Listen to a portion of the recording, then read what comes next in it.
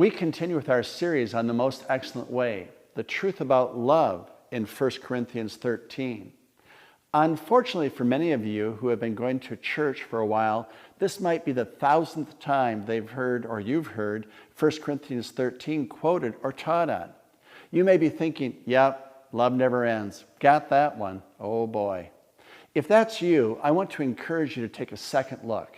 The Apostle Paul, who wrote this letter to the church in the city of Corinth, is concerned to get this message through to the very people who have heard it a million times. The Corinthian Christians had the religious thing down. They did what Christians do every week. They went to the meetings, they prayed, sang, listened to some teaching, and even shared a meal together.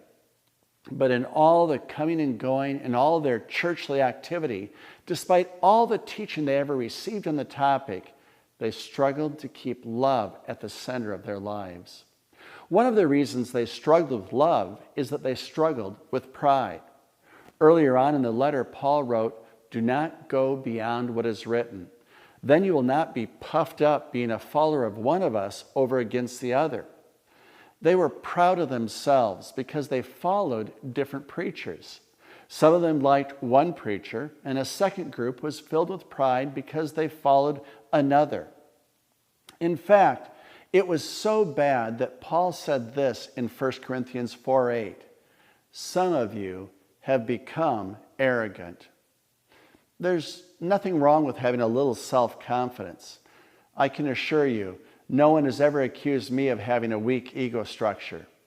However, pride is having an exaggerated confidence in one's own abilities. Someone who is proud has no respect for what other people think or do. They only care about themselves. In 1 Corinthians 13:4, we read that love is not proud. Real love just doesn't think just of our own needs. It thinks of others. It cares about others' needs.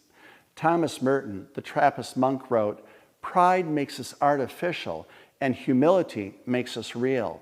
That is why Paul encouraged the Corinthians to avoid pride. In the most excellent way, we need fewer artificial Christians and many more real ones.